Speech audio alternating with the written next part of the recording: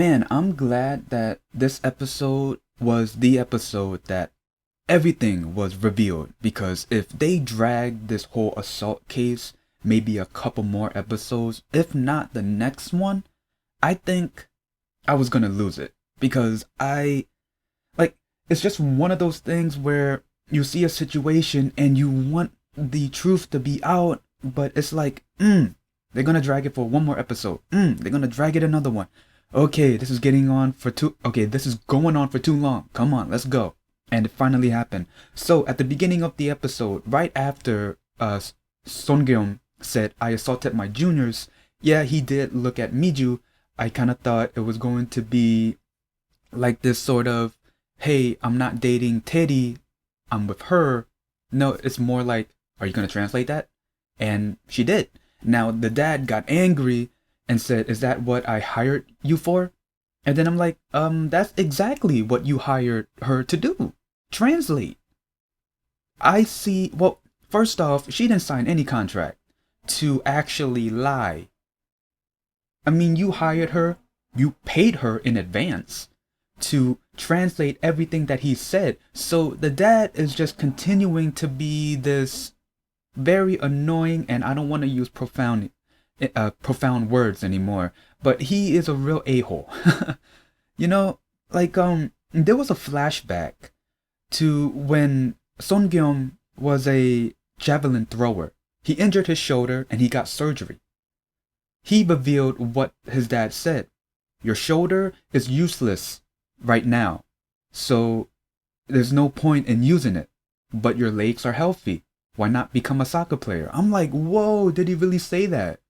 I'm like, damn.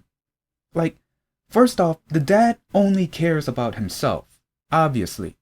When Son pretty much created a mess, yeah, he got angry at Son for creating that mess, but if you think about it, it all leads back to him. Because it's like, when it comes to like people in their political position, they don't want to be seen in a different light, obviously.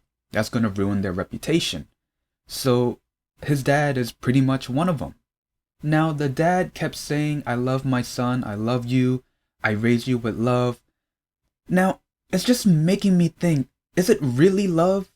Because a dad would not say, "Hey, your shoulder is useless now, become a soccer player." "Hey, everything that you did is now a mess, now it's gonna put me in a different light."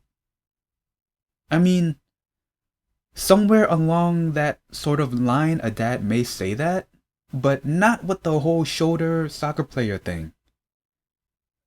So I don't really believe it's love right now.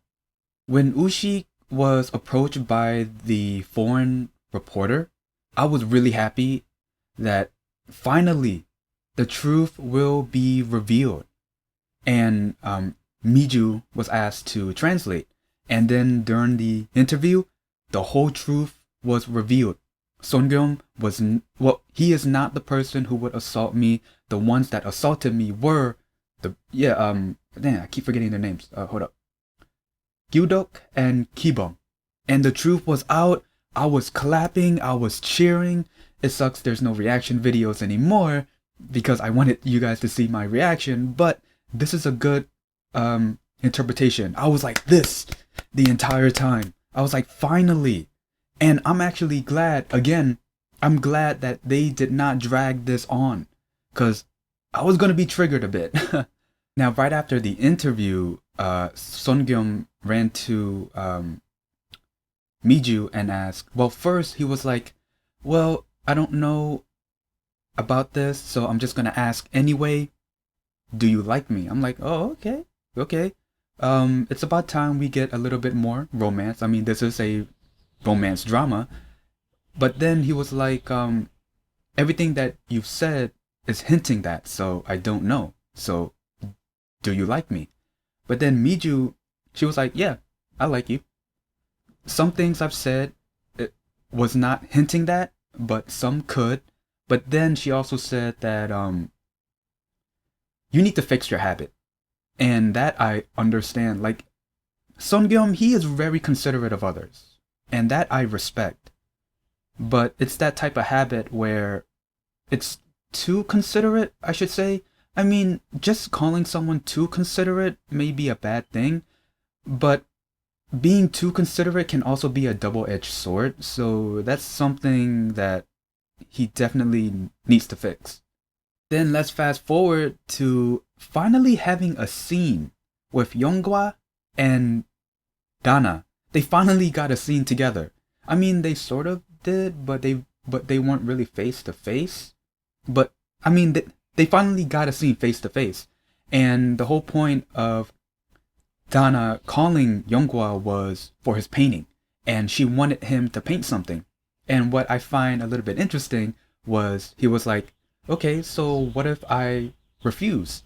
And then she was like, "Oh man, I was thinking that you might refuse would be entertaining, but now I also find it annoying." So it was like, yeah, they're hinting something. And I know that these two are going to be a couple. Well, not officially a couple. I'm pretty sure throughout the drama is going to be some like maybe flirting, back and forth maybe. But I think maybe episode 14, 15, or 16, that's when they would officially be together, I think. But yeah, I do like their little back and forth a bit, which is pretty nice. Oh yeah, and also their first meeting, he falls into the pool, which I find a good first impression. And then also we get a flashback to when Seon first ran. And I remember he said he was trying to figure out, like, he was trying to remember why he ran in the first place. And I think because of that flashback, we found out why. It was the first time that he felt like he was in a world where he can hear his own voice. He can hear his own heart.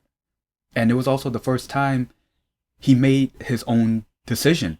So I'm guessing becoming a javelin thrower was not his decision, it was his dad. So I'm guessing all of his decisions up until the point that he ran was pretty much his dad's decision. So he never really had control of his life at all. So that could be the reason why he ran, because it was his decision. You know, it was his choice. It was no one. So now let's skip all the way to the end at the hotel where Seon was staying. Miju did ask for the address so they can meet up. But then Seon was like, "So, my dad paid you." So yeah, he found out. And Miju, she said, "Yeah, he paid me and I took it." But then she said, "Go ahead and be disappointed in me, but don't stop yourself." So I guess here is, I guess the turning point to where their relationship becomes more, you know, like not faking a relationship, or, you know, something like that, I guess. But yeah, that was the episode. This episode was pretty cool.